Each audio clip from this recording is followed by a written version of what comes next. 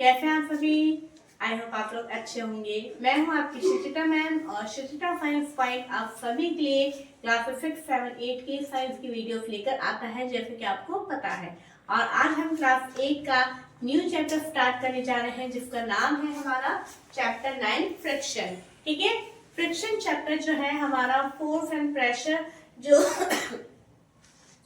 जो force and pressure जो हमने लास्ट चैप्टर हमने 8 चैप्टर देखा था, इससे रिलेटेड ही है, बस थोड़ा सा डिफरेंस है, लेकिन बहुत ही अच्छा फिजिक्स का चैप्टर है। इसके लिए आपको समझने के लिए पहले आपको अपना नोट कॉपी और पेन लेके बैठना पड़ेगा, ताकि जो हम एग्जाम्पल, जो डेफिनेशन और जो डायग्राम्स के द्वारा इसको समझेंगे, उसको आपको कॉपी में बनाना है, ताकि आपको चैप्टर बहुत आसान तरीके से समझ में आ जाएगा। ठीक है, तो चलिए हम स्टार्ट करते हैं आज का अपना ये वीडियो। ओके, तो हमने लिखा है why this happens, यानी ऐसा क्यों होता है। क्या कुछ पॉइंट्स लिखे हैं, वो क्यों होता है।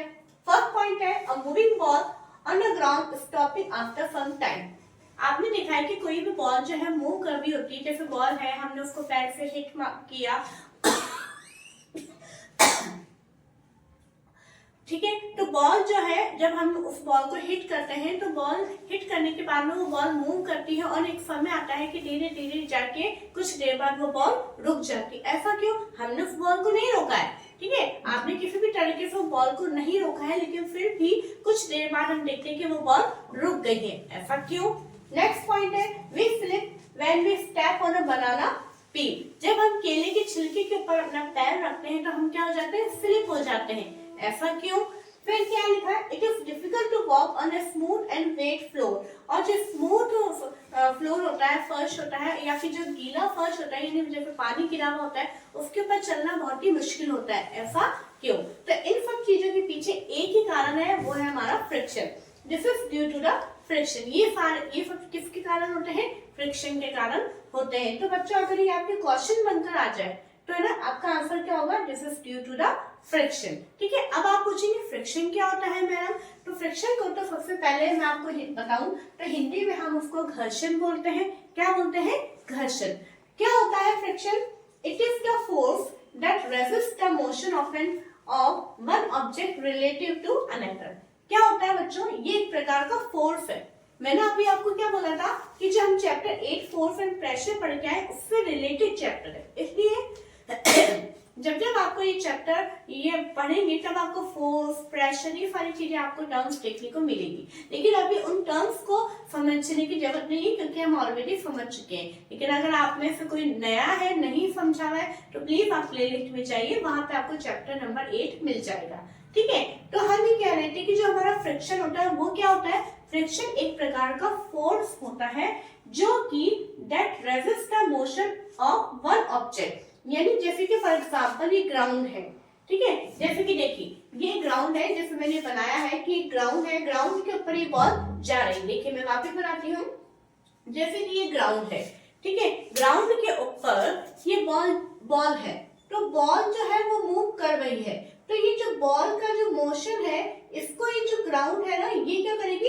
रेजिस्ट करेगी। रेजिस्ट यानी ये जो ग्राउंड है, इस बॉल के मोशन का क्या कर रही है? विरोध कर रही है। ग्राउंड कह रहा है मैं इस बॉल को नहीं जाने दूंगा। ग्राउंड जो है बॉल को अपनी तरफ खींच रहा है, इधर की तरफ डायरेक्शन में खींच रहा है, लेकिन बॉल तो इधर की तरफ मूव कर रही है। तो ये जो रेजिस्ट करना है, यही क्या कहलाता है? फ्रिक्शन कहलाता है। ठीक है, इट कैन स्लो डाउन, ये क्या है? स्लो भी कर सकता है, और stop the motion of an object. ये बॉल के यानी कोई भी ऑब्जेक्ट के मोशन को क्या करता है? स्टॉप भी कर सकता है। क्यों कर रहा है? क्योंकि देखिए बॉल जो है जा रही है, बॉल जा रही है, लेकिन ये जो ग्राउंड है वो इसको क्या कर रहा है? रेजिस्ट कर रहा है। बॉल तो इस डायरेक्शन में जा रही है, लेकिन ग्राउंड जो है इसको अपोजिट डायरेक्शन में रेजिस्ट कर रहा है। तो एक समय आएगा कि जो बॉल का जो मोशन का जो स्पीड है वो कम होता जाएगा, और इसके ग्राउंड का जो फ्रिक्शन है वो इसके ऊपर ज्यादा लगने लगेगा, और एक समय आएगा कि बॉल मूव करते करते क्या होगी? बॉल स्टॉप हो जाएगी। ठीक है, नेक्स्ट यहाँ पे मैंने एक और पॉइंट लिखा है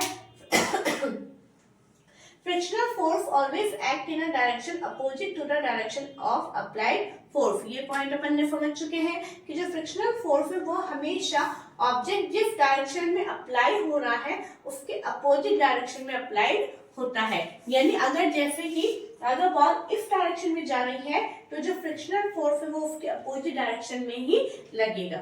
जैसे आप इसको और भी चीज से समझ सकते हैं कि जैसे फॉर एग्जाम्पल आप एक तरह से जा रहे हैं और आपको कोई पीछे से की तरफ से खींचेगा तो क्या होगा, आप बहुत जोर लगाने के लिए मैं जाऊं लेकिन पीछे से भी कोई आपको खींच रहा है तो एक टाइम आएगा कि आप क्या होंगे, पीछे धीरे धीरे सरकते हुए आप रुक जाओगे।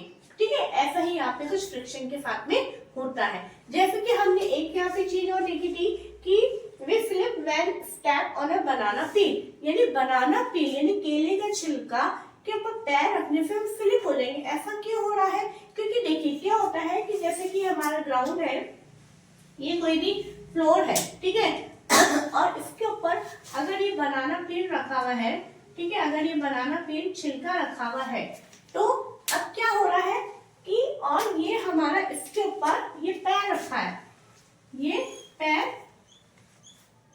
ठीक है, ये पैर रखा है।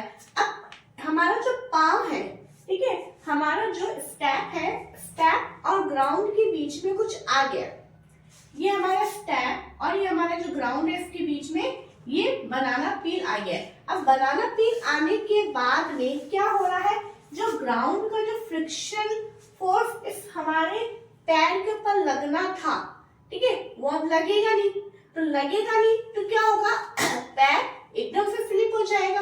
पैर को कोई रोकने वाला है ही नहीं, पैर तो इधर की तरफ मूव करना है, हमें तो यूं चलना है, चलने के लिए जैसे मैंने अपना स्टेप इसके ऊपर रखा, ठीक है, लेकिन स्टेप रखा, लेकिन ग्राउंड क्या करता है, ग्राउंड हमें पीछे की तरफ कर रहा है, ग्राउंड हमें चलने के लिए रेजिस्ट कर रहा है, लेकिन हम अब रेजिस्ट करने वाला कोई चीज बचा ही नहीं क्योंकि बीच में बनाना पील आ गया, तो क्या होगा, हम एकदम से हमारा पैर स्लिप हो जाएगा। आगे बात समझ में, ये सब भी इसके कारण, फ्रिक्शन के कारण हो रहा है। अब आप यहाँ पे ये कह सकते हैं कि ये तो अच्छा है, फ्रिक्शन हमारे लिए अच्छा है, क्योंकि अगर फ्रिक्शन फोर्स नहीं लगेगा तो हम तो स्लिप हो जाएंगे। बिल्कुल सही बात है, क्योंकि इसी चैप्टर में आगे थोड़ा सा हम देखेंगे कि जो फ्रिक्शन है वो कहीं जगह तो हमारे लिए हमारे दोस्त की तरह काम करता है, हमारे लिए बहुत हेल्पर होता है, और कई जगह जो है हमारे लिए ये हार्मफुल भी होता है। ठीक है, अब नेक्स्ट पॉइंट हमने देखा था, it is difficult to walk on a smooth and wet floor. ये भी अब एक जैसे बनाना पील वाले एग्जांपल की तरह ही है कि जैसे कि ये ग्राउंड है, ये फर्श है, फर्श के ऊपर अभी ये हम यहाँ चल रहे, ठीक है, तो ये चल रहे हैं तो कोई भी प्रकार से अभी ग्राउंड जो है हमारे को क्या कर रहा है, फ्रिक्शन फोर्स के कारण हमारे चलने को रेजिस्ट कर रहा है, तो रेजिस्ट करने के कारण जो हमारा पैर जो है स्लिप नहीं होता है। लेकिन अब यहाँ पे गिर गया है पानी, ठीक है, अब यहाँ पे गिर गया है पानी, अब हम चलेंगे इसके ऊपर तो वही वाली बात होगी, सेम वही केस हो गया कि पानी ने हमारे ग्राउंड से हमारे कांटेक्ट को बीच में से तोड़ दिया है, तो जो ग्राउंड है जो हमारे के ऊपर फ्रिक्शन फोर्स लगाना था वो खत्म हो गया। फ्रिक्शन फोर्स खत्म होते ही क्या होता है, हमारा पैर स्लिप हो जाता है। इस कारण से हमारे को गीले फ्लोर पे या फिर स्मूथ सरफेस पे ऐसा क्यों होता है, क्योंकि जो हमारा फ्रिक्शन फोर्स है वो कैसे लगता है कि जितना ज्यादा इरेगुलरिटीज हमारी सरफेस में होती है, ठीक है, इरेगुलरिटीज दोनों ऑब्जेक्ट के बीच में होती है, उतना ज्यादा हमारा फ्रिक्शनल फोर्स होता है। जैसे कि आप देखते हैं कि एक तरह से ये होता है एक ऑब्जेक्ट और दूसरा ऑब्जेक्ट का एक तरह से होता है, तो ये एक तरह से इंटरलॉकिंग हो जाती है और हमारा फ्रिक्शनल फोर्स ज्यादा लगता है। लेकिन चूंकि अगर स्मूथ सरफेस है तो स्मूथ सरफेस में इरेगुलरिटीज बहुत ही नाम की होती है, जिसके कारण फ्रिक्शनल फोर्स बहुत कम होता है, तो कम होने के कारण हमारे स्लिप होने के चांसेस ज्यादा होते हैं। ठीक है, और ज्यादा डिटेल में हम नेक्स्ट वीडियो में देखेंगे, इसके बहुत सारे एप्लीकेशंस को देखेंगे, इसके बहुत सारे टाइप्स को देखेंगे। आज का हमारा वीडियो ये इंस्ट्रक्शन वीडियो था फ्रिक्शन को लेके, इसलिए मैं चाहूंगी कि प्लीज आप इन सब चीजों को कॉपी में नोट डाउन जरूर से करें। ओके, और अगर आपको ये थोड़ा सा इजीएस्ट वे लगा है, समझ में आया है, तो प्लीज आप वीडियो को शेयर करें और इस चैनल को ज्यादा से ज्यादा सब्सक्राइब करें, ठीक है, और लाइक भी करें। Thank you.